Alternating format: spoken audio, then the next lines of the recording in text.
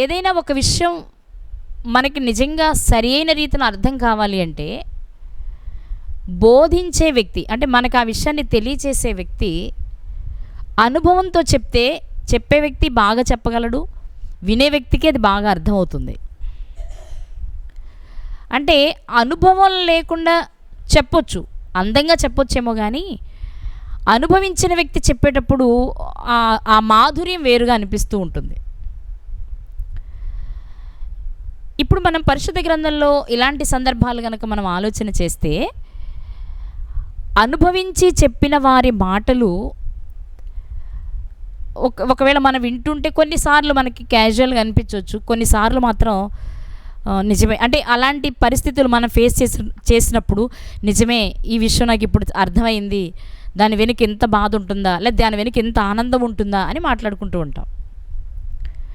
అలా మనం పరిశుద్ధ గ్రంథంలో చాలామంది భక్తుల జీవితాలు అనుభవంతో కూడినవే. అందుకే వాళ్ళని గురించి తప్పకుండా మనం తెలుసుకోవాలి. అవి వారి జీవితాలలో దృష్టాంతాలుగా జరిగినాయి, మనకి ఈరోజు పాఠాలను మనం మాట్లాడుకుంటాంలే. కానీ వారు అనుభవించి చెప్తున్నప్పుడు ఆ మాటల సారం అర్థం కావడానికి కేవలం జ్ఞానం మాత్రం ఉంటే సరిపోదు, ఆసక్తి కూడా మనకి చాలా ప్రాముఖ్యమైన విషయం. అలా అనుభవించి జ్ఞానాన్ని నేర్పిన వారిలో ఒక రకంగా చెప్పాలంటే ముందు వరుసలో ఉండే వ్యక్తి ఎవరు అంటే సొలొమోను గారు. ఎందుకంటే ఆయన పుట్టుక, ఆయన బాల్యము, ఆయన వివాహము ఇవి మనం గమనిస్తే ఒక రాజ కుటుంబంలో జన్మించారు. ఆయన చిన్ననాటి నుండి అన్నీ అనుభవించారు. అంటే పేదరికం ఆయనకి తెలియదు, సమృద్ధి అయిన ఆహారం, సుఖము, భోగము, విలాసము అన్నీ కలగలిపిన తొలతూగుతున్న ఇంటిలో జన్మించారు ఆయన. కాబట్టి వాటికి ఆయనకి లోటు లేదు. అదే కొంతకాలం గడిచిన తరువాత అవన్నీ ఉన్న ఆ వ్యక్తికి అప్పటి వరకు ఉన్న పేరు, అప్పటి వరకు ఉన్న మంచి పోయింది. అప్పుడు ఆయన పరిస్థితి అన్నీ ఉన్న మరోలా ఉన్నారు ఆయన. మళ్ళా కొంతకాలానికి ఏది సత్యమో ఏది అసత్యమో, దేనిపైన నమ్మకాన్ని ఉంచాలో, జీవకోటికి ఆధారమైనది ఏదో తెలుసుకోవలసిన సత్యం ఏదో గ్రహించిన తర్వాత మరొక రకమైన గుర్తింపు వచ్చింది ఆయనకి. ఇలా ఆయన జీవితాన్ని చూసినప్పుడు పడి లేచి ఎన్నో అనుభవాలను సంపాదించి ఆ అనుభవాల సారాన్ని మనకు కొన్ని పుస్తకాలుగా అందించారు ఆయన. ఆయన చేత వ్రాయబడిన పుస్తకాలలో ఎన్నో జ్ఞాన సంగతులు కనిపిస్తాయి మనకి. అంటే బైబిల్ అంతా జ్ఞానమే, కానీ ఆయన దగ్గరకు వచ్చేటప్పటికి ఆ జ్ఞానం, ఈ మాట వెనక ఎంత అర్థం ఉందా, ఎంత బాగుంటుందా, దీన్ని ఎలా చదవాలా, ఎలా అర్థం చేసుకోవాలా, ఇవన్నీ ఆయనకి ఎలా అర్థమయ్యాయి అనిపిస్తూ ఉంటుంది. ఎలా అర్థమయ్యాయి అంటే ప్రతి విషయాన్ని తెలుసుకోవాలి అని తన మనస్సును నిలిపిన వ్యక్తిగా ఆయన మనకు కనిపిస్తారు. తనకున్న జ్ఞానం చేత, తనకున్న అధికారం చేత, తనకున్న బలము చేత, తనకున్న ధనము చేత ఒక్కొక్క విషయాన్ని తెలుసుకోవడానికి ప్రయత్నించారు ఆయన. అవి తెలుసుకున్నప్పుడు, దాని ద్వారా వచ్చినది ఆయన గ్రహించినప్పుడు ఒక అద్భుతమైన సత్యాన్ని ఆయన ప్రపంచానికి చెప్పాలి అనుకున్నారు. అలాంటి వాటిల్లోని ఒక ప్రాముఖ్యమైన విషయాన్నే ఈ రాత్రి మనం జ్ఞాపకం చేసుకుందాం. సామెతల గ్రంథము 22వ అధ్యాయము 1వ వచనంలోని మొదటి భాగం. సామెతల గ్రంథము 22వ అధ్యాయము 1వ వచనంలో, గొప్ప ఐశ్వర్యము కంటే మంచి పేరును వెండి బంగారముల కంటే దయయు కోరదగినవి. ఈ మాట చదువుకుంటున్నప్పుడు ఫస్ట్ మనకు కనిపించాల్సింది ఏంటి అంటే సొలొమోను గారి జీవితం, ఆయన అనుభవం. ఆయన జీవిత అనుభవంలో నుండి వచ్చిన ఒక అద్భుతమైన వజ్రపు తునక లాంటి మాట ఇది. ఆయనకు అనుభవం అయింది ఏంటి అంటే, గొప్ప ఐశ్వర్యం ఉన్నా మంచి పేరు లేకపోతే సున్నా,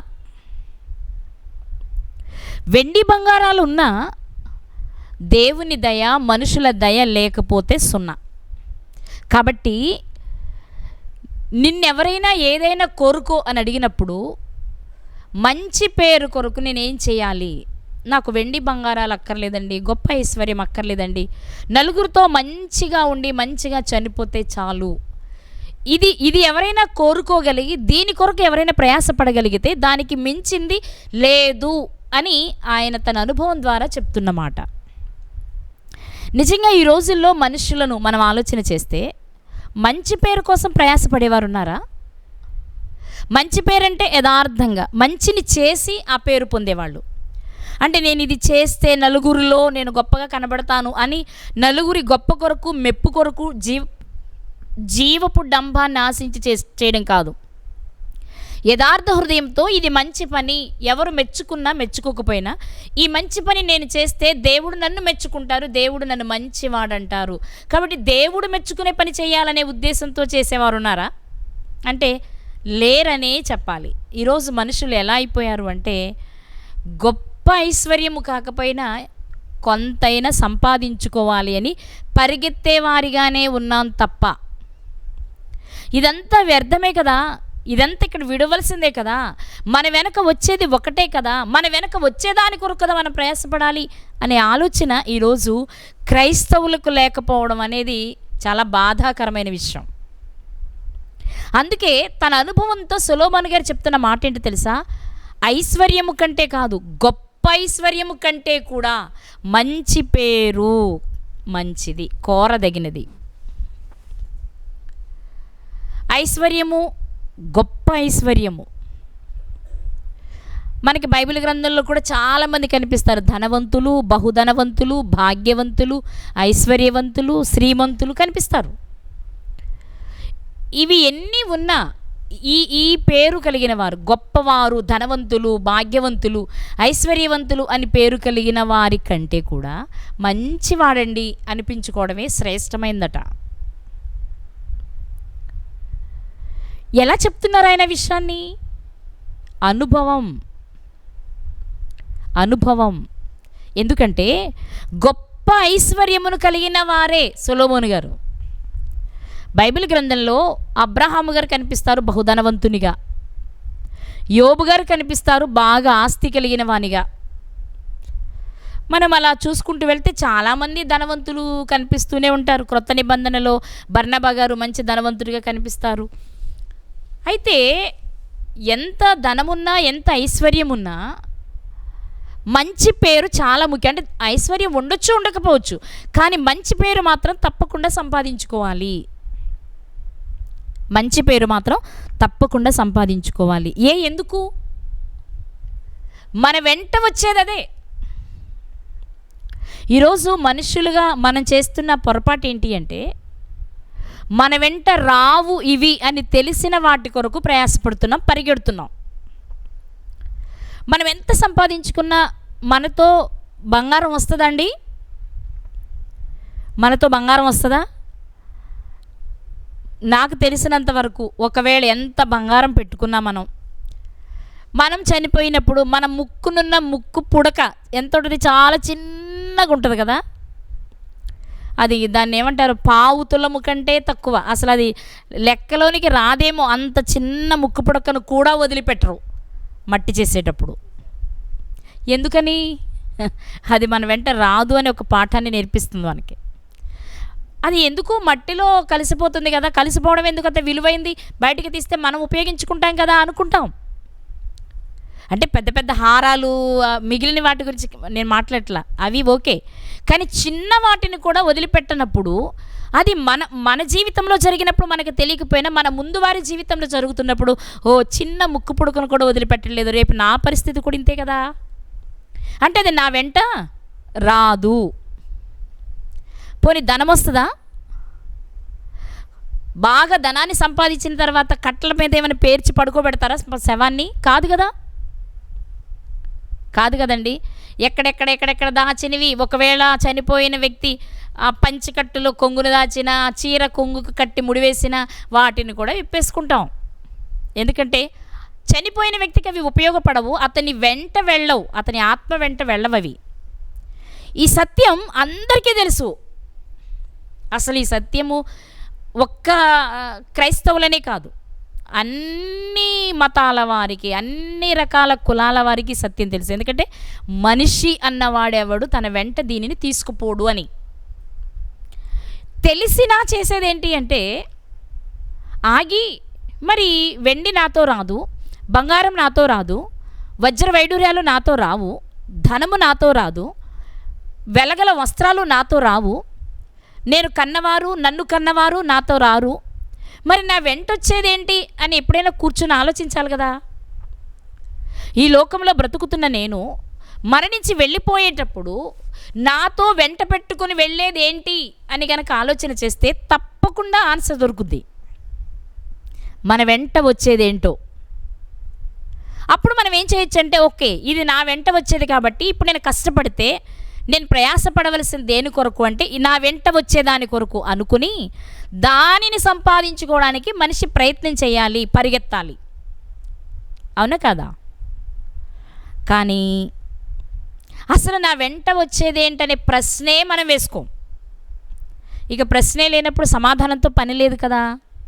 అందుకే మనం ఏం చేస్తామంటే మనకు నచ్చిన వాటి వెంట పరిగెడుతూ ఉంటాం. దొరికితే సంపాదిస్తాం, దొరకపోతే తిట్టుకుంటాం తప్ప ఇది నా వెంట వచ్చేది కానప్పుడు ఎందుకు నాకు ఈ తంట అనుకోలేం. కానీ ఈ రాత్రి దేవుడు మనతో మాట్లాడుతున్న విషయం ఏంటో తెలుసా? మహాజ్ఞాని అనుకున్న, గొప్ప ఐశ్వర్యవంతుడు అనుకున్న సొలొమోను గారు చెప్తున్న మాట ఏంటో తెలుసా? నేను చాలా సంపాదించానండి, గొప్ప ఐశ్వర్యాన్ని సంపాదించా, కానీ నా జీవితంలో నా అనుభవం ద్వారా నేను నేర్చుకున్నది ఏంటి అంటే ఆ గొప్ప ఐశ్వర్యం కంటే ఒక మంచి పేరు సంపాదించుకుంటే దానికి మించింది, ఎక్కువ ఆనందాన్ని ఇచ్చేది, ఎక్కువ తృప్తినిచ్చేది, మన వెంట వచ్చేది ఏదైనా ఉంది అంటే మనము సంపాదించుకునే మంచి పేరు మాత్రమే, మంచి పేరు మాత్రమే. ఇది సంపాదించుకోవాలి ఈ లోకంలో ఉండగా, దీన్ని సంపాదించుకోవడానికి పరిగెత్తాలి ఈ లోకంలో ఉండగా అని ఏ వ్యక్తి అయితే తెలుసుకుంటాడో ఆ వ్యక్తే ఈ లోక సంబంధమైన వాటిపైన వ్యామోహాన్ని పెంచుకొనక కష్టమైన, నష్టమైన, శ్రమైన, బాధైన, కడకు మరణమైన దాని కొరకే పరిగెడతాడు. కానీ ఈరోజు శ్రమను చూసి దేవుణ్ణి విడిచిపెట్టే స్థాయిలో మనం ఉన్నాము అంటే మన వెంట వచ్చేది ఏంటి అని ఆలోచించే స్థితిలోనికి కూడా మనం ఇంకా రాలేదని చెప్పొచ్చు.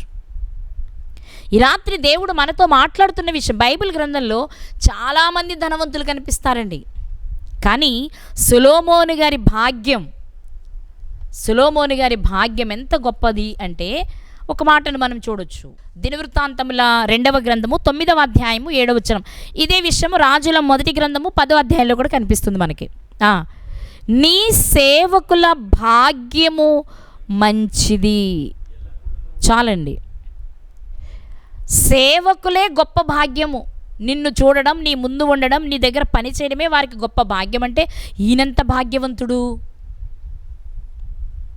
గొప్ప భాగ్యవంతుడు కదా. ఈయనకున్న ఆస్తి, ఈయనకున్న సంపద, వీటిని గురించి కనుక మనం ఆలోచన చేస్తే రాజుల 1వ గ్రంథము 10వ అధ్యాయంలో కొన్ని విషయాలు మనకు కనిపిస్తాయి. జనరల్గానే మనకు తెలిసిన విషయం ఏంటి అంటే భూరాజులందరిలో అన్ని విషయాలలో నెంబర్ 1 స్థానంలో ఉన్న రాజు ఎవరు అంటే సొలొమోను గారు. ఎందుకంటే ఇంకా చాలామంది ఉన్నారు కదండి అనొచ్చు మీరు, దావీదు గారు ఉన్నారు కదా, ఉన్నారు, కానీ దావీదు గారి జ్ఞానము కూడా సొలొమోను గారి కంటే తక్కువ జ్ఞానం విషయంలో. అలా ఒక్కొక్క దాన్ని మనం తీసుకుంటూ వెళ్తే అన్ని విషయాలలో కూడా పై చేయిగా ఉన్న వ్యక్తి ఎవరు అంటే సొలొమోను గారు. ఆయన గురించి మాట్లాడుతున్నప్పుడు ఆయనకున్న సంపదను గురించి మనం చాలాసార్లు మాట్లాడుకున్నదే. దాని గురించి మనం ఆలోచించినట్లయితే ఇక్కడ ఒక మాట కనిపిస్తుంది. 10వ అధ్యాయము 14వ వచనం. రాజుల 1వ గ్రంథము 10వ అధ్యాయము 14వ వచనంలో ఏటేటా అంటే ప్రతి సంవత్సరము సొలొమోనునకు వచ్చు బంగారము 1332 మణుగుల ఎత్తు. ఆయనకట ప్రతి సంవత్సరం ఆయన దగ్గరికి వసూలయ్యే బంగారం ఎంతట? 1332 మణుగులు. ఒక మణుగు వచ్చి, అంటే నెట్లో రకరకాలు కనిపిస్తుంది, ఒక చోట కనిపించింది ఏంటంటే 8 కేజీలట ఒక మణుగు వచ్చి. ఇప్పుడు 1332 మణుగులు అంటే ఎంతో మీరు లెక్క పెట్టుకోవాలి. 1332 మణుగులు 32 × 8 వేస్తే ఎన్ని కేజీలు, తులాలు కాదండి, అది ఎన్ని కేజీల బంగారము మనకు అక్కడ కనిపిస్తుంది సంవత్సరానికి ఆయన దగ్గరికి వచ్చే బంగారం. ఇదియుగాక గంధవర్గములు మొదలైనవి వస్తూ ఉన్నాయి. అలాగే 16వ వచనం, రాజైన సొలొమోను సుత్తెతో కొట్టిన బంగారముతో అలుగులు గల 200 డాళ్ళు చేయించాడట. బంగారంతో డాళ్ళు చేయించారట ఆయన. డాలు ఒక్కొక్కటి 600 తులముల ఎత్తట. అలాగే సుత్తెతో కొట్టిన బంగారముతో 300 కేడములు చేయించారట ఆయన. డాలు, కేడములు ఇవి వాడతారు కదా, యుద్ధానికి వాడేవా. అవి సొలొమోను గారి కాలంలో దేనితో చేసినవి వాడేవారు అంటే బంగారముతో చేసినవి వాడేవారట. బంగారముతో అంటే అసలు ఆ రాజ్యంలోని బంగారాన్ని మీరు ఒకసారి ఊహించండి. అంటే ఎందుకు ఈ విషయాన్ని నేను మీతో పంచుకుంటున్నానంటే, జనరల్గా మనకేమనిపిస్తుంది అంటే బంగారం విలువ ఆయనకేం తెలుసు, పెద్ద గొప్ప ఐశ్వర్యం గురించి ఆయనకేం తెలుసు, దాని గురించి తెలిస్తే కదా అనుకుంటామేమో. ఆ బంగారాన్ని గురించి తెలియని వారు కాదు సొలొమోను గారు. దాని విలువ ఆయనకేం తెలుసు అని మనం తీసి పడేయడానికి లేదు.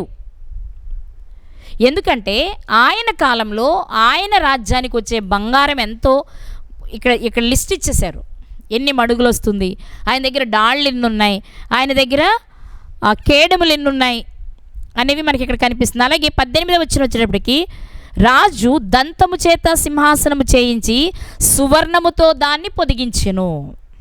ఒక సింహాసనాన్ని చేయించుకొని దాన్ని బంగారముతో పొదిగేశారట. అంటే ఒక మాట చెప్పాలంటే మనం ఇప్పుడు అన్నీ సిమెంట్తో చేసుకుంటున్నాం. మన ముందు జనరేషన్ వాళ్ళంతా మట్టితో చేసుకున్నారు. గోడలు కట్టాలనుకోండి మట్టి గోడలు కట్టేవారు. ఇప్పుడైతే అన్నీ సిమెంట్ కదా. ఇప్పుడు గత కాలంలో వాళ్ళు మట్టి, ఇప్పటి కాలం వాళ్ళు సిమెంట్ని ఎలా వాడుతున్నారో పూత పూయడానికి, అలాగే వస్తువులు గొప్పగా చేయించుకొని దగ్గర పెట్టుకుంటున్నారు. సొలొమోను గారి కాలంలో యుద్ధంలో వాడే వస్తువులు కానివ్వండి, ఆయన కూర్చునే సింహాసనం కానివ్వండి, ఆయన ఉండే ఇల్లు కానివ్వండి, ఆయన కట్టించిన మందిరం కానివ్వండి, దేన్ని చూసినా ఇలా పట్టుకుంటే అంత బంగారంతో దగ మెరిసిపోయే పరిస్థితులు సొలొమోను గారి కాలంలో ఉన్నాయి చాలా. అందుకే ఆయన గురించి మనం మాట్లాడుకుంటున్నప్పుడు మీరు గమనించినట్లయితే 20 నుండి మళ్ళీ చదువుతున్నాను నేను. ఇరుప్రక్కల ఆయన సింహాసనానికి, సొలొమోను గారి సింహాసనానికి ఇరుప్రక్కల 6 మెట్ల మీద 12 సింహాలు నిలిచినట్టు వేయించారట. ఏ రాజ్యమందు అలాంటిది లేదట. రాజైన సొలొమోను పానపాత్రలు అంటే త్రాగేవి, ద్రాక్షరసాన్ని త్రాగడానికి వాడే పాత్రలు బంగారపవట. అలాగే లెబానోను అరణ్య మందిరపు పాత్రలు బంగారపవేనట. వెండిది ఒకటి లేదు. అంటే బంగారం ఎంత, ఇక వెండిదా వరకు రాలేనా. జనరల్గా బంగారం కొనలేనప్పుడు మనం వెండి కొనుక్కుంటాం కదా, బంగారం తర్వాత స్థానాన్ని వెండికి ఇస్తాం. బంగారపు వస్తువులు కొనుక్కోగలిగితే ఓకే, బంగారం కొనుక్కోలేని వారు మొదటి వెండిని కొనుక్కోవడానికి ప్రయత్నం చేస్తారు. ఇప్పుడు సొలొమోను గారి కాలంలో అసలు వెండిది ఒకటి కూడా లేదంట. వెండి పాత్రలు, వెండి కేడాలు, వెండి అవేమి లేవట. అన్నీ టోటల్గా బంగారం బంగారం బంగారం బంగారం. వాడుక భాషలో చెప్పాలంటే బంగారపు రాజు అనొచ్చేమో ఆయన్ని. ఏది చూడు బంగారం, ఏది చూడు. దేంతో చేయించాలండి అని ప్రశ్న లేదు. ఇక దీన్ని బంగారంతో చేయించమంటారా, ఇత్తడా, ఇనుమ అని అడిగే ప్రసక్తి లేదు. ఏ వస్తువు తయారు చేయించాలి అన్న వెంటనే బంగారం తీసుకెళ్ళడం, చేయించడం. అంత బంగారు మయమై ఉంది సొలొమోను గారి కాలంలో ఆ రాజ్య పరిస్థితి. ప్రియులారా, అంత బంగారము, గొప్ప ఐశ్వర్యము, వెండి బంగారాలతో తొలతూగుతున్న రాజు ఆనాటి కాలంలో సొలొమోను గారు. అందుకే ఆయన గురించి కిందకు వచ్చేటప్పటికి రాయబడిన మాట 23వ వచనంలో, ఈ ప్రకారము రాజైన సొలొమోను ధనము చేతను జ్ఞానము చేతను భూపతులందరి అందరిలో అధికుడై ఉండెను. భూపతుల ఆ కాలంలో ఉన్న రాజులందరిలో గొప్ప స్థాయి, ప్రథమ స్థాయిలో ఉన్న వ్యక్తి రాజు ఎవరు అంటే సొలొమోను గారు. అలాంటి సొలొమోను గారు చెప్తున్న మాట ఏంటో తెలుసా? గొప్ప ఐశ్వర్యము కంటే, వెండి బంగారాల కంటే మంచి పేరు సంపాదించుకోవాలి. మంచి పేరు సంపాదించుకో. నలుగురిలోకి వెళ్ళిన అతను చాలా మంచివాడండి అనిపించుకో. ఎందుకు ఆ మాట అన్నారు? ప్రారంభంలో సొలొమోను గారి పరిస్థితి అదే. అమ్మో, ఆయన మహాజ్ఞాని కదండి. ఎక్కడెక్కడి నుంచి వచ్చారండి ఆయన కొరకు? భూమి అంతముల నుండి వచ్చారట. మనకి తెలిసిన ఆవిడ శేబాదేశపు రాణి. కానీ ఆమె మాత్రమే కాదు, చాలామంది ఆ రోజుల్లో చాలామంది వచ్చేవారట ఆయన చూడటానికి. ఆ వచ్చిన వారిలో లేడీ అవ్వడమో, లేకపోతే ఎక్కువ కానుకలు తేవడమో, లేక రాజుగారి దగ్గర నుంచి ఎక్కువ కానుకలు పట్టుకెళ్ళడమో ఈమె చేసింది. కాబట్టి ఈమె పేరు ఒక ప్రత్యేకంగా రాయబడింది. అలాంటి వారు చాలామంది వచ్చారట సొలొమోను గారి కాలంలో. ఇవన్నీ అనుభవించినటువంటి సొలొమోను గారు చెప్తున్న మాట ఏంటంటే, ఇవి ఉన్నా లేకపోయినా పర్వాలేదండి, కానీ మంచి పేరు సంపాదించుకోవడానికి కష్టపడండి. ఏంటి సొలొమోను గారు మీకు లేదా? ఒకప్పుడు ఉండేదండి మంచి పేరు. దావీదు గారు కుమారుడండి, ఆయన కాలంలో ఉండేది. ఆయన కూడా భలే మంచోడండి, కుర్రోడు కూడా చాలా మంచోడండి, చాలా జ్ఞానవంతుడండి అని చెప్పుకున్నారు. కానీ ఎప్పుడైతే ఆయన దేవుని ఆజ్ఞను అతిక్రమించి దేవుడు ఏం చెప్పారు అంటే, ఇశ్రాయేలు ప్రజలకు రాజైన వ్యక్తి దగ్గర గుర్రాలు ఉండకూడదు, రథాలు ఉండకూడదు, ఎక్కువ మంది భార్యలు ఉండకూడదు, వెండి బంగారము ఉండకూడదు. మనం చదువుతాం ద్వితీయోపదేశకాండం 17వ అధ్యాయంలో. ఏవి ఉండకూడదు అని దేవుడు చెప్పారో వాటినే సంపాదించుకోవడానికి పరిగెత్తి కష్టపడి పనిచేశారు ఆయన. ఇది ఒకవేళ నా మాట అనుకుంటారేమో, ఒకసారి మీకు చూపిస్తాను నేను. ద్వితీయోపదేశకాండము 17వ అధ్యాయము, ద్వితీయోపదేశకాండము 17వ అధ్యాయము 15వ వచనం నుండి చదువుకుందాం. నీ సహోదరులలోనే ఒకరిని నీ మీద రాజుగా నియమించుకొనవలెను. వీరు మార్గంలో ఉండగానే దేవుడు చెప్పిన మాట. మీరు చుట్టూ ఉన్న వాళ్ళని చూసి మాకు రాజు కావాలి అనిపిస్తే మీ స్వజనులు, మీ 12 గోత్రాల్లో నుంచి ఒకరిని రాజుగా నియమించుకోవాలి. ముఖ్యంగా 11 గోత్రాల నుంచి, ఎందుకంటే 12వ గోత్రం లేవి గోత్రం యాజక ధర్మం చేయాలి కాబట్టి నియమించుకోవాలి. ఏ వ్యక్తిని మీరు రాజుగా నియమిస్తారో అతడు గుర్రములను విస్తారముగా సంపాదించుకొనవలదు. అతను గుర్రాల మీద మనస్సు పెట్టకూడదు. 2, తాను ఎందుకు గుర్రాలు సంపాదించుకోకూడదు అంటే, ప్రపంచంలో ఐగుప్తు గుర్రాలు శ్రేష్టమైనవి. ఇప్పుడు మంచి గుర్రాలు కావాలి అంటే ఎక్కడికి వెళ్ళి తెచ్చుకోవాలనుకుంటాం మనం? ఏ దేశంలో ఉన్నాయి బాగుంటాయో ఆ దేశానికి వెళ్ళాలనుకుంటాం కదా. అది ఐగుప్తు దేశం కాబట్టి మళ్ళీ వెనక్కి వెళ్ళే ప్రమాదం ఉంది. కాబట్టి అసలు మీరు గుర్రాలనే సంపాదించుకోవద్దు అని చెప్పారు ఆయన. దానికి కారణం కూడా చెప్పారు. తాను గుర్రములను హెచ్చుగా సంపాదించుకున్నటకు గాను జనులను ఐగుప్తులకు తిరిగి వెళ్ళనీయకూడదు. ఎలయనగా యెహోవా ఇక మీదట మీరు ఈ త్రోవను వెళ్ళకూడదని మీతో చెప్పాను. వెనక్కి వెళ్ళొద్దని చెప్పేశారు. కాబట్టి మీరు వెనక్కి వెళ్ళవలసి వస్తే గుర్రాల మీద మోజు ఉంటే ఆ దేశం వెళ్ళాల్సి వస్తుంది. కాబట్టి అసలు గుర్రాల మీద మీకు వ్యామోహమే లేకపోతే ఐగుప్తుకి వెళ్ళవలసిన అవసరమే లేదు అని చెప్పేశారు. ఇక మరొకటి, తన హృదయం తొలగిపోకుండానట్లు అతడు అనేక స్త్రీలను వివాహము చేసుకోనకూడదు. రెండో మాట ఏంటి అంటే, ఎక్కువ మంది స్త్రీలను చేసుకోవద్దు. చేసుకుంటే ఏమవుద్ది? అతని హృదయాన్ని త్రిప్పివేస్తారు. ఏ వ్యక్తి రాజు అవుతాడో ఆ రాజు చేయవలసిన పనులు అనమాట. ఎక్కువ మంది స్త్రీలను వివాహం చేసుకోకూడదు. అలాగే వెండి బంగారములను అతడు తన కొరకు బహుగా విస్తరింప చేసుకొనకూడదు. ముఖ్యమైన విషయాలు అనమాట ఇవి. గుర్రాలు సంపాదించకూడదు, భార్యలను సంపాదించకూడదు, వెండి బంగారాలను సంపాదించకూడదు రాజైన వ్యక్తి అని చెప్తే, సొలొమోను గారు వీటినే సంపాదించారు. చూద్దాం ఒకసారి. దినవృత్తాంతముల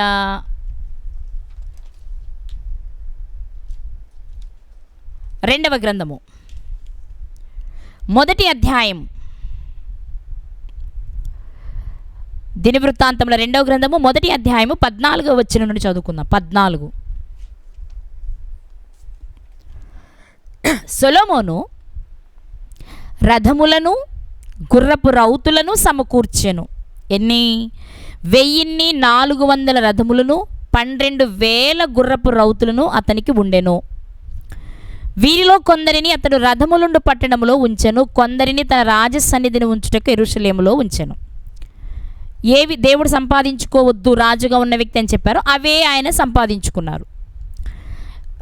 సంపాదించుకుంటే తప్పేముందండి, ఒకవేళ ఐగుప్తుకు వెళ్లకుండా సంపాదించుకుంటే తప్పేం కాదుగా అని మీకు అనిపించవచ్చు. ఎందుకంటే ఐగుప్తులో ఉండి తెచ్చుకుంటే కదా తంట, అక్కడికి వెళ్ళొద్దని దేవుడు చెప్పారు కాబట్టి అనుకోవచ్చు మీరు. అందుకే మనకి 16వ వచనంలో కనిపిస్తుంది. దినవృత్తాంతాల 2వ గ్రంథము 1వ అధ్యాయము 16వ వచనంలో, సొలొమోనునకుండు గుర్రములు ఐగుప్తులో నుండి తేబడెను. ఐగుప్తులో నుండి తేబడెను అంటే ఏం చేశారు సొలొమోను గారు? దేవుడు ఏది వద్దు అని చెప్పారో దానినే చేశారు. గుర్రాలు సమకూర్చుకోవద్దు. ఎందుకని? ఐగుప్తు గుర్రాలు శ్రేష్టమైనవి. ఎవరైనా కొనుక్కోగలిగితే శ్రేష్టమైనవి కొనుక్కుంటారు కదా. అందులో రాజు అతని రాజ్యంలో దేనికి కొదువలేనప్పుడు, విస్తారమైన ఆస్తి ఉన్నప్పుడు దానితో మేలమైనవే కొనుక్కోవాలనుకుంటారు కదా. అనుకున్నారు. అందుకే ఐగుప్తు నుంచే గుర్రాలు తెచ్చుకున్నారు, రథములను తెచ్చుకున్నారు, ఏర్పాటు చేసుకున్నారు. ఇక రెండో విషయం ఏంటి అంటే 15వ వచనం చదువుకుందాం. ఇదే దినవృత్తాంతములు 15వ వచనం. రాజు యెరూషలేమునందు వెండి బంగారములను రాళ్లంత విస్తారముగా, రాళ్ళు మనం పిచ్చరాళ్ళు చేత్తో పట్టుకుని తిరుగుతాం చూసారా, అంత ఈజీగా వెండి బంగారాన్ని సమకూర్చాడట. దేవుడు చెప్పిన మాట ఏంటి? ద్వితీయోపదేశకాండలో మనం చదువుకున్నాం కదా, వెండిని బంగారాన్ని కూర్చుకోవద్దు అని చెప్పారు. ఆయన గుర్రాలు కూర్చుకోవద్దంటే ఈయన ఐగుప్తు గుర్రాలే సమకూర్చుకున్నారు, అది వేల సంఖ్యలో. ఆయన వెండి బంగారాలు సమకూర్చుకోవద్దు అంటే రాళ్లంత విస్తారంగా, అంటే కుప్పలు కుప్పలుగా, ఎక్కడ చూసినా కుప్పలు కుప్పలుగా పోసేవారనమాట. అసలు మనుషులకు ఆ రోజుల్లో సొలొమోను గారి కాలంలో ఆయన రాజ్యంలో ఉన్న పిల్లలకు బంగారం అంటే మనం ఈరోజు రాళ్లను చూసినంత ఈజీగా చూసేవారనమాట. అంత సమకూర్చాడు ఆయన, అంత సంపాదించాడు ఆయన. అంతేనా? బహుమంది భార్యలను చేసుకోవద్దు, నీ మనస్సు త్రిప్పివేయబడుతుందేమో చేసుకోవద్దు అంటే, ఇక బైబిల్ చరిత్రలోనే ఆయనకి మించినంతమంది భార్యలే లేరు. 700 మంది భార్యలు, 300 మంది ఉపపత్నులను సమకూర్చుకున్నాడు. దేవుడు చెప్పిన విషయాలలో 3 విషయాలు దేవుడు చెప్తే 3 విషయాలు మీరిన వ్యక్తిగా మనకి సొలొమోను గారు కనిపిస్తున్నారు. ఇప్పుడు ఆయన అనుభవంలో నుంచి వస్తున్న మాట ఏంటో తెలుసా? దేవుడు ఏది వద్దంటే నేను అది చేయడం వలన నాకున్న మంచి పేరు పోగొట్టుకున్నాను. మంచి పేరు పోగొట్టుకున్నాను. నిజంగానే పోయిందా? ఆయన ఏం చెప్పారు కారణాన్ని? ఎవరైతే బహుమంది స్త్రీలను వివాహం చేసుకుంటారో వారి మనస్సును ఆ స్త్రీలు త్రిప్పివేస్తారు అని చదువుకున్నాం మనం ద్వితీయోపదేశకాండ 17లో. నిజంగానే ఆయన అనేక మంది స్త్రీలను చేసుకుంటే అదే పని జరిగిందా అనేది మనం చూస్తే, రాజుల మొదటి గ్రంథము 11వ అధ్యాయంలో, రాజుల మొదటి గ్రంథము 11వ అధ్యాయము 3వ వచనం. రాజుల మొదటి గ్రంథము 11వ అధ్యాయము 3వ వచనంలో అతనికి, అంటే సొలొమోను గారికి సంబంధించిన విషయాలు ఇవన్నీ, అతనికి 700 మంది రాజకుమార్తెలైన భార్యలను 300 మంది ఉపపత్నులను కలిగి ఉండిరి. అతని భార్యలు అతని హృదయమును త్రిప్పివేసిరి. దేవుడు చెప్పిన కారణం అదే. ఏముందులే అనుకున్నారేమో సొలొమోను గారు, చేసేసుకున్నారు వరుస పెట్టి. ఆయన అందాన్ని చూసి, ఆయన ఆస్తిని చూసి, ఆయన పేరును చూసి, ఆయన కీర్తి ప్రతిష్టలను చూసి, ఆయన జ్ఞానాన్ని చూసి నేను భార్యనవుతాను అనుకుంటూ వచ్చేసారేమో. వచ్చిన వాళ్ళందరినీ కాదు అనకుండా చేసుకుంటూ పోతే 1000 మంది భార్యలు అయ్యారు ఆయనకి. 1000 మంది, ఎక్కువ మంది స్త్రీలను ఎందుకు చేసుకోవద్దో కూడా కారణం చెప్పేశారు దేవుడు. వారు మీ మనస్సును త్రిప్పివేస్తారు అని. అదే జరిగిందండి ఈయన జీవితంలో. ఇప్పుడు అయిపోయిన తర్వాత కూర్చొని ఆలోచిస్తున్నాడు. ఆయనకు అర్థమవుతున్న విషయం ఏంటి అంటే, నేను గొప్ప పేరు సంపాదించుకున్నాను, గొప్ప ఐశ్వర్యాన్ని సంపాదించుకున్నాను, వెండి బంగారాలను కూడా సంపాదించుకున్నాను. కానీ ఎప్పుడైతే ఎక్కువ మంది భార్యలను కూడా నేను సంపాదించుకున్నానో నా మనసు చెడింది, నా పేరు పోయింది. ఇప్పుడు ఒకవేళ ఆస్తి ఉన్నా, వెండి బంగారము ఐశ్వర్యము ఉన్నా, నాకున్న పేరంతా పోయింది, ఇప్పుడు మళ్ళీ తిరిగి సంపాదించాలంటే ఆ మొదటి పేరు రాదు. అవునండి, ఒకసారి సంపాదించుకున్న మంచి పోతే మళ్ళీ మంచి వాళ్ళం అనిపించుకోవడానికి చాలా కష్టపడాలి. ఒకవేళ ఎంత కష్టపడినా ఆ మొదటి పేరైతే రాదు. ఇది వాస్తవం. ఆ విషయాన్ని అనుభవపూర్వకంగా గ్రహించినటువంటి సొలొమోను గారు చెప్తున్న మాట, ఎంత వెండి ఉంటే ఏమి, ఎంత బంగారం ఉంటే ఏమి, ఎంత గొప్ప ఐశ్వర్యం ఉంటేనేమి, ఆ మంచి పేరును కోల్పోయి మళ్ళీ తిరిగి సంపాదించుకోవాలంటే చాలా కష్టం. కాబట్టి ఒకవేళ అవి లేకపోయినా పర్వాలేదు, కానీ మంచి పేరు సంపాదించుకోవడానికి ప్రయత్నం చేయండి. మంచిని చేయడానికి ప్రయత్నం చేయి, ఆటోమేటిక్గా నీ పేరు మంచి పేరుగా మారుతుంది. మంచిని చెయ్యి. ఏంటి మంచి? ఒక మనిషికి మనం చేయగలిగిన మంచి ఏదైనా ఉంది అంటే ఆ వ్యక్తిని అగ్నిలో నుంచి లాగినట్లుగా మనం లాగడానికి మించిన మంచి ఏదీ లేదు. ఈ రోజుల్లో మంచి పనులు అంటే ఏంటి? సత్క్రియలు చేయాలి. శరీర సంబంధంగా ఆలోచిస్తే సత్క్రియలు అంటే ఆహారం లేని వారికి ఆహారము, వస్త్రాలు లేని వారికి వస్త్రాలు, అనారోగ్యంతో ఉన్న వారికి ఏవో మందులో లేకపోతే మందులు తెచ్చుకోవడానికి డబ్బులు, ఇలాంటివేవో మంచి పనులు చేయాలి భౌతికంగా కదా. కానీ నువ్వెన్ని చేసినా మళ్ళీ అవసరమవుతూ ఉంటాయి. ఈ పూట ఆకలి కొన్న వాడికి నువ్వు భోజనం పెడితే ఇక జీవితంలో ఆకలి అనడానికి లేదు. సాయంత్రానికి మళ్ళీ ఆకలి అవుతుంది, మళ్ళీ కావాలి. ఒకవేళ వస్త్రాలు కొనిస్తే 1 సంవత్సరం ఒకవేళ వాడుకుంటాడేమో, మరు సంవత్సరానికి మళ్ళీ కావాలి. కాబట్టి మంచి పనులను కొని చేసేవన్నీ మళ్ళీ మళ్ళీ మళ్ళీ మళ్ళీ చేయాల్సిందే. అది సరి అయిన సంతృప్తినిచ్చేది కాదు. మరి ఏది సంతృప్తినిచ్చేది అంటే ఈ జీవితం కాదు, ఈ జీవితం తర్వాత మరొక జీవితం ఉందని ఆది అందమైన జీవితాన్ని ఇవ్వడమే ఒక వ్యక్తికి మనం చేసే మంచి. ఒక వ్యక్తి నరకానికి వెళ్లకుండా నిత్య జీవాన్ని స్వతంత్రించుకోవడానికి ఏది కావాలో ఆ విషయాన్ని చెప్పి ఆ వ్యక్తిని నిత్య జీవం వైపు నడిపించడమే మంచి.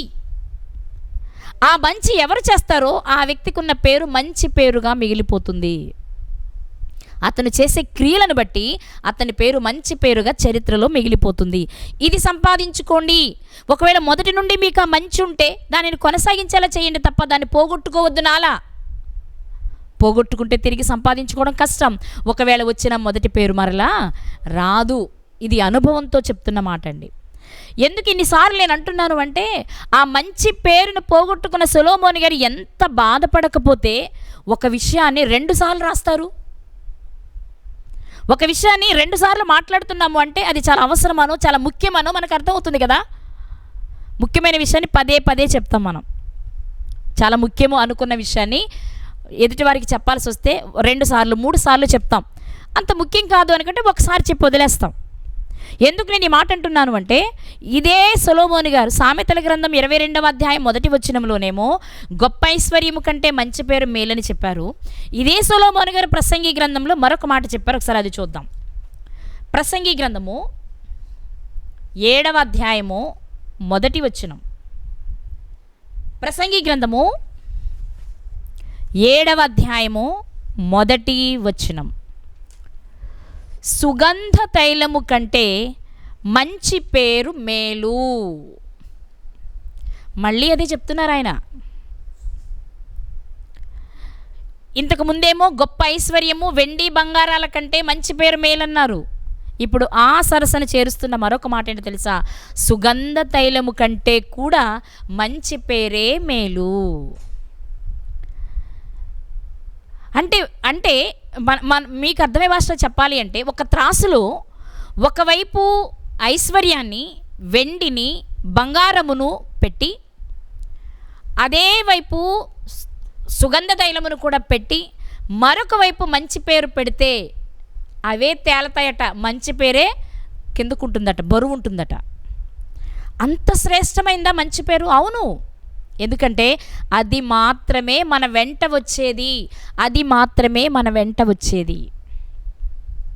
మన వెంట వచ్చేదాని కొరకు ప్రయాసపడు.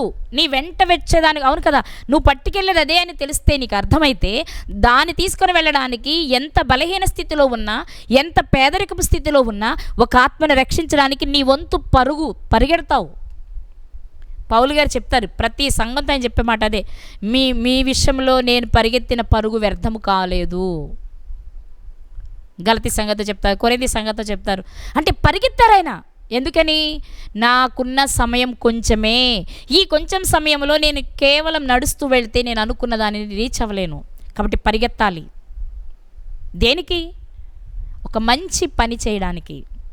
అవును, నిందిస్తున్నా, అవమానిస్తున్నా, తిడుతున్నా, కొడుతున్నా, ఈడ్చి పడేస్తున్నా పట్టించుకోకుండా దులుపుకొని, ఎందుకంటే ఇది పట్టించుకొని ఈరోజు కనుక నేను అయ్యో నిన్ను దెబ్బలు తిన్నానే, ఇన్ని మాటలు తిన్నానే, ఇంత అవమానించబడ్డానే, ఒక 4 రోజులు ఆగుదాం, ఒక వారం ఆగుదాం, ఒక నెల ఆగుదాం, ఆ తర్వాత మరలా పరిచర్య చేద్దామంటే ఈ నెల రోజుల సమయం నీ జీవితంలో కోల్పోయినట్టే. ఈ నెల రోజుల్లో నువ్వు కొన్ని ఆత్మలను రక్షించవలసిన బాధ్యత నీ మీద దేవుడు పెడితే దాన్ని నువ్వు విస్మరించినట్లే. అందుకే పరిగెత్తారండి, ప్రతి భక్తుడు పరిగెత్తారు. సొలొమోను గారు తన జీవితంలో నుండి తెలియచేస్తున్న మాట ఏంటో తెలుసా? గొప్ప ఐశ్వర్యము కంటే, వెండి బంగారాల కంటే మంచి పేరును సంపాదించుకోండి. ఒకసారి మీకు మంచి వస్తే కోల్పోకుండా జాగ్రత్త పడండి. మీకు వచ్చిన మంచి పేరు ముందు ఇవేవి నిలబడేవి కాదు. రేపు మరణం తర్వాత మీరు పట్టుకు వెళ్ళే మంచి పేరు ముందు ఇవేవి మీతో వచ్చేవి కావు. ఇది ఆయన మాటల్లోని భావం, ఆయన భావంలోని ఆవేదన. అలాగే ప్రసంగి గ్రంథం వచ్చేటప్పటికి మరొక మాట చెప్తున్నారు ఆయన. ఏమని? సుగంధ తైలము కంటే. సుగంధ తైలానికి కూడా వెండి బంగారాలకు ఉన్నంత విలువ ఉందా అంటే ఉందంటండి. నేను కొంచెం సెర్చ్ చేస్తే నాకు తెలిసిన విషయం ఏంటి అంటే, సొలొమోను గారి కాలంలో సొలొమోను గారు వాడినటువంటి సుగంధము అంటే మంచి వాసననిచ్చేవి, తైలము అంటే నూనె లాంటిది, దానిని ఒంటికి పూసుకున్న, బట్టలకు పూసుకున్న మంచి సువాసన కొంత దూరం వరకు వెదజల్లుతూ ఉండేదన్నమాట. సొలొమోను గారి కాలంలో సొలొమోను గారు వాడినటువంటి సుగంధ తైలాలట బాల్సం అనే ఒక సుగంధ తైలాన్ని వాడేవారట ఆయన. బాల్సం ఇది కూడా ఒక చెట్టు నుండి వచ్చేదట, చాలా చాలా మంచి వాసననిచ్చేదట. అలాగే మైరీ అనే ఒక సుగంధ తైలాన్ని వాడేవారట ఆయన.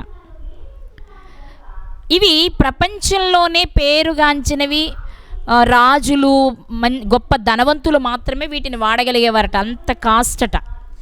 ఎంత కాస్ట్ అని కనుక సెర్చ్ చేస్తే నాకు కనిపించింది, నాకు అర్థమైన విషయం ఏంటి అంటే, ఫర్ ఎగ్జాంపుల్ ఆ రోజుల్లో బంగారము, ఒక తులం బంగారం రేటు ఒక 10,000 అనుకోండి, లేకపోతే 100 రూపాయలు అనుకుందాం. ఆ రోజులు కదా అనుకుందాం, 100 రూపాయలు అనుకోండి.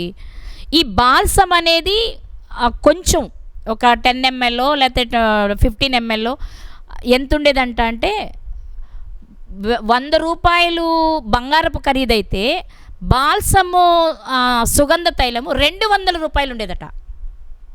అంటే బంగారము ఉన్న ఖరీదుకి రెట్టింపు ఖరీదు ఈ సెంటులు ఉండేయట. అంటే ఎంత కాస్ట్లీదో అర్థం చేసుకోండి. అంత ఖరీదైనటువంటి సుగంధ తైలాలు వాడేవారట ఈయన. వాడతారు కదా, మనం ముందు చెప్పుకున్నట్లు ఎక్కడ గుర్రాలు శ్రేష్టమైనవి, ఎక్కడ వెండి శ్రేష్టమైనది, ఎక్కడ బంగారం శ్రేష్టమైనదో తెలుసుకొని మామూలు బంగారం ఒక ఎత్తు అయితే శ్రేష్టమైన బంగారాన్ని సమకూర్చుకున్నారు సొలొమోను గారు. అలాంటప్పుడు శ్రేష్టమైన సుగంధ తైలాలు సమకూర్చుకుంటారు కదా. అందుకే ఆయన కాలంలో ఆయన వాడినటువంటి సుగంధ తైలాలలో ఫేమస్ అయినవి 2 ఇవి బంగారపు రేటు కంటే రెట్టింపు ఉండేవట. అలాంటి సుగంధ తైలాన్ని వాడిన ఆయన కనిపించింది ఏంటో తెలుసా? ఇంత ఖరీదైన సుగంధ తైలాన్ని నేను వాడినా ప్రతిరోజు పూసుకోవాల్సిందే.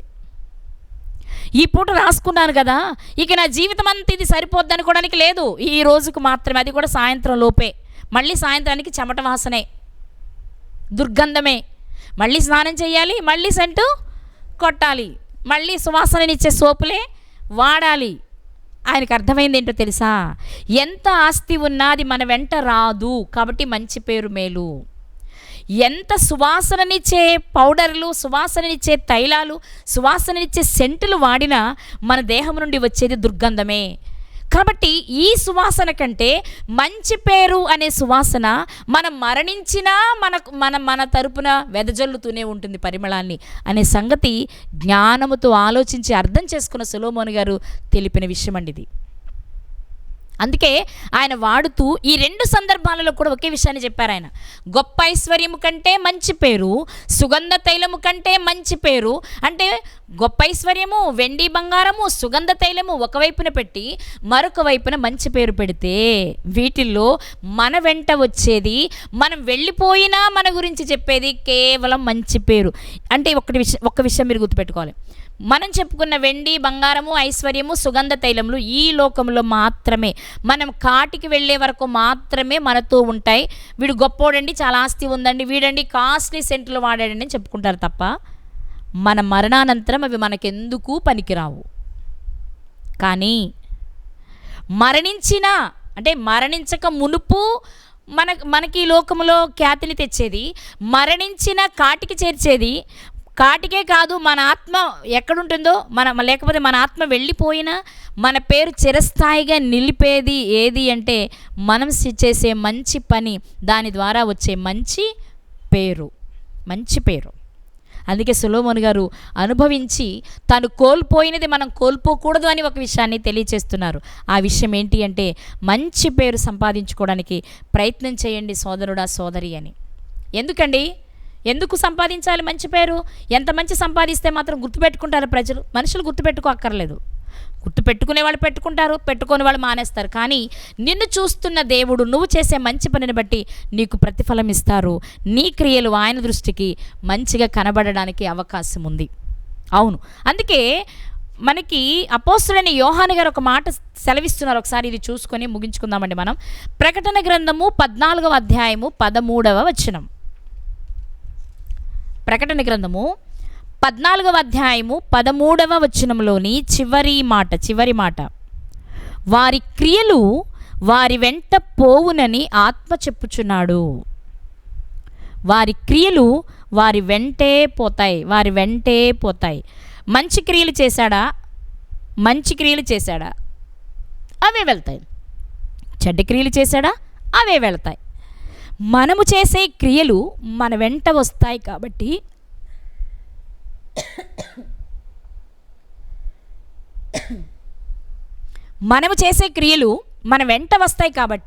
మనం మంచి క్రియలు చేసేవారిగా ఉండాలి.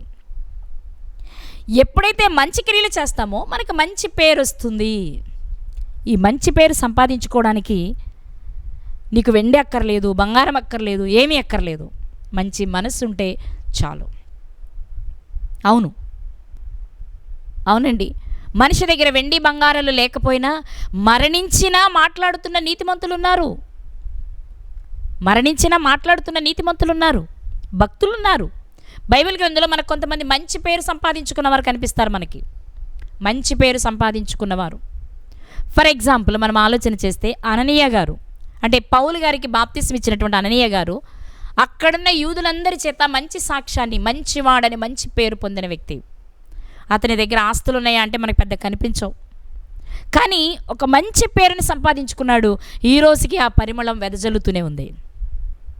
అలాగే తిమోతి గారు లుస్త్రలోను, దెర్బేలోను ఆ పరిసర ప్రాంతాల్లో ఉన్న యవనస్తులలో మంచి పేరు పొందిన వ్యక్తిగా కనబడుతున్నాడు. ఆ పరిమళం ఇప్పటికీ వెదజల్లుతుంది. కొర్నేలి గారు, ఆయన ఆ సమాజంలో మంచి పేరు సంపాదించుకున్న వ్యక్తిగా కనబడుతున్నారు.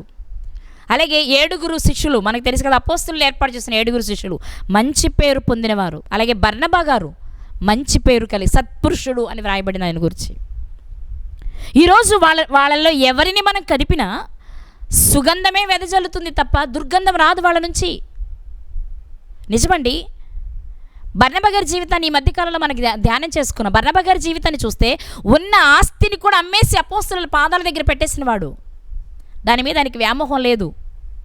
ఒక మంచి పని చేయాలి, కొన్ని ఆత్మలను రక్షించాలి, కొంతమంది వ్యక్తులకు నేను మాదిరిగా ఉండాలి, దానికి నా భూమి ఆటంకంగా ఉండకూడదు అనుకున్నాడు. అమ్మి పడేశాడు. తెచ్చి అపోస్తలుల పాదాల దగ్గర పెట్టి ఒక సత్క్రియను జరిగించి అనేక మందికి మాదిరిగా నిలిచాడు. ఆయన మంచి పేరు పొందుకున్నాడు. ఈ రాత్రి దేవుడు మనతో మాట్లాడుతున్న విషయం కూడా అదే. నువ్వు సంపాదించే ఆస్తి మరణం వరకే నీతో ఉంటుంది, మరణం తర్వాత నిన్ను విడిచిపెట్టేస్తుంది. నీవు పూసుకున్న సుగంధ తైలం మరణించే వరకు నీకు సువాసననిస్తుంది, ఆ తర్వాత నీవు దుర్గంధమే. కానీ మరణించినా నిన్ను గొప్ప గొప్ప స్థాయిలో చూడాలి అంటే, మరణించిన నువ్వు పరిమళాన్ని వెదజల్లేవాడిగా ఉండాలి అంటే, ఈ రెండింటినీ నీకు ఇచ్చేది నువ్వు సంపాదించుకునే మంచి పేరు. మంచి పేరు. కపటం, అసూయ, ద్వేషం, పగ ఇవి నీకు సువాసననివ్వవు. అంటే కావాలని ద్వేషంతో చేసేవారి గురించి నేను మాట్లాడట్లేదు. నీ మనసు యథార్థమైనదై దేవుని దృష్టికి అంగీకారంగా ఉంటే నువ్వు సంపాదించుకునే మంచి పేరే నీవు ఉన్నా లేకున్నా పరిమళాన్ని వెదజల్లుతుంది, ఒకనాటి యేసుక్రీస్తు వారిలా. బైబిల్ గ్రంథంలోని భక్తులు వాళ్ళు మరణించి కూడా మాట్లాడుతున్నారు. ఒకసారి ఈ మాటను చూసుకొని ముగించుకుందామండి. హెబ్రీలకు రాసిన పత్రిక 11వ అధ్యాయము. హెబ్రీలకు రాసిన పత్రిక 11వ అధ్యాయము 4వ వచనంలో హేబేలు గారిని గురించి మాట్లాడుతూ, విశ్వాసమును బట్టి హేబేలు కయీను కంటే శ్రేష్టమైన బలి దేవునికి అర్పించెను. దేవుడు అతని అర్పణను గురించి సాక్ష్యం ఇచ్చినప్పుడు అతడు ఆ విశ్వాసమును బట్టి నీతిమంతుడని సాక్ష్యము పొందెను. అతడు మృతి నొందియు ఆ విశ్వాసము ద్వారా మాట్లాడుచున్నాడు. ఏంటి, చనిపోయినా మాట్లాడుతున్నాడు అయినా? అవును. ఎలా? తాను చేసిన మంచి క్రియలను బట్టి, తాను కాపాడుకున్న విశ్వాసాన్ని బట్టి ఈనాటికి మాట్లాడుతున్నారు, ఏనాటికి మాట్లాడతారు. మరణించిన మంచి క్రియలు చేసి వారి వెంట తీసుకొని పోతున్నారు నీతిమంతులు. అలాగే మరణించి వారి క్రియలను జరిగించిన క్రియలను బట్టి మాట్లాడుతున్నారు నీతిమంతులు. ఎందుకు అంటే వారు విశ్వసించిన విషయం, వారు నమ్మిన విషయం, వారు కొనసాగించిన భక్తి, వారు చేసిన మంచి పని వాళ్ళను మంచి వాళ్ళుగా, నీతిమంతులుగా నిలబెట్టింది కాబట్టి. ప్రియులారా, ఈ రాత్రి దేవుడు మనతో మాట్లాడుతున్న విషయం, నువ్వు దేని కొరకు పరిగెడుతున్నావు, దేని కొరకు ప్రయాసపడుతున్నావు, దేని కొరకు దేవుని ప్రక్కన పెట్టేస్తున్నావు? ధనాన్ని సంపాదించడానికా, వెండిని సంపాదించడానికా, బంగారాన్ని సంపాదించడానికా? కష్టపడు, ఆ కష్టానికి ప్రతిఫలంగా అది వస్తే ఓకే, కానీ దాన్ని కొరకే గురి పెట్టుకుని పరిగెత్తావు అంటే అది రెక్కలు చాచి ఎగిరిపోతుంది. ఏదైనా సరే అది దక్కదు. నీ సమయమంతా వృధా అయిపోతుంది. నువ్వు చరిత్రలో చరిత్రహీనుడిగా మిగిలిపోతావు. నీ చెడ్డ క్రియలే నీతో వస్తాయి. కానీ చెడ్డ క్రియలను వెంట పెట్టుకుని నరకానికి వెళ్ళే వారిలో మనం ఉండాలని దేవుడు అనుకోవట్లేదు. అందుకే మరొకసారి సొలొమోను గారి జీవితం ద్వారా, తన అనుభవం ద్వారా మనకి రాత్రి దేవుడు నేర్పిస్తున్న విషయం ఏంటో తెలుసా? గొప్ప ఐశ్వర్యం కోసం ప్రయాసపడొద్దు, వెండి బంగారాల కోసం ప్రయాసపడొద్దు, మంచి సుగంధ తైలముల కొరకు ప్రయాసపడొద్దు. ఇవన్నీ ఇక్కడుండగా ఉండేవే. ఇవి ఒక్క రోజుతో, ఒక నెలతోనో, ఒక సంవత్సరంతోనో ముగిసిపోయేవే. కానీ నీ వెంట వచ్చేవి, నిన్ను నిత్య జీవానికి నడిపించేవి కావు. నిత్య జీవం నీకు కావాలి అంటే వీటి మీద కాదు నీ మనసు ఉండాల్సింది. ఒక మంచి పని చెయ్యి, మంచి క్రియను చెయ్యి. ఆ క్రియను చేయడానికి వీటన్నిటినీ ప్రక్కన పెట్టే, దేవుని కొరకు ఉత్సాహంగా పరిగెత్తు, మంచి పేరును సంపాదించుకో, చరిత్రలో పరిమళాన్ని వెదజల్లేవారిగా నిలిచిపో అని చెప్పారు. అందుకే యేసుక్రీస్తు వారి లోకంలో ఉండగా ఏమీ సంపాదించుకోవడానికి ప్రయత్నం చేయలేదు ఆయన. కనీసం ఇల్లు కూడా సంపాదించుకునే ప్రయత్నం చేయలేదు ఆయన. అలాగే అపోస్తులు ఎవరిని తీసుకోండి, ఎవరికి వాటి మీద వ్యామోహం లేదు. వ్యామోహం ఉన్నవారు వారితో లేరు. అపోస్తులు ఎవరికి వాటి మీద వ్యామోహం లేదు, మంచి పేరు కొరకే కష్టపడ్డారు. వాటి మీద వ్యామోహం ఉన్న యూదా గారి లాంటి వారు వీరితో ఉండలేకపోయారు, తప్పిపోయారు, వెనక్కి వెళ్ళిపోయారు, దీని నుండి జారిపోయారు. అందుకే రాత్రి దేవుడు మనతో మాట్లాడుతున్న విషయం ఏంటో తెలుసా? మంచి పేరు సంపాదించుకో, నా దగ్గరకు రావడానికి అవకాశము ఉంటుంది. నువ్వెన్ని సెంటులు కొట్టుకో ఇక్కడ దుర్గంధం పోవడానికి. బాహ్య సంబంధమైన దుర్గంధాన్ని మాత్రమే నువ్వు వెళ్ళగొట్టగలవు. కానీ మనస్సులో ఉన్న దుర్గంధం పోవాలి అంటే, నువ్వు మంచి మనిషిగా మారాలి అంటే మంచి క్రియలు చేయాలి. ఆ క్రియల ద్వారా వచ్చే మంచి పరిమళాన్ని వెదజల్లుతుంది, చరిత్రలో మనల్ని నిలబెడుతుంది. అది కోల్పోయినటువంటి సొలొమోను గారు తన అనుభవంతో చెప్పిన మాట ఇది. సామెత 22 మొదటి వచనంలో ఏం చెప్పారో ప్రసంగి 7 మొదటి వచనంలో అదే చెప్తున్నారు ఆయన. ఈ 2 మాటల సారాంశం ఏంటి అంటే, ఈ లోకములో మిగిలిపోయే దాని కొరకు కష్టపడొద్దు, కానీ నీ వెంట వచ్చేది నిన్ను నిత్య జీవానికి నడిపించే దాని కొరకు కష్టపడు, ప్రయాసపడు అని చెప్తున్నారు. దాని కొరకు కష్టపడదాం, ప్రయాసపడదాం, సంపాదించుకుందాం, ముఖ్యంగా పరలోకాన్ని సంపాదించుకుందాం, దేవునితో ఆనందిద్దాం. అలాంటి కృప దేవుడు మనందరికీ దయచేయునుగాక. ఆమేన్.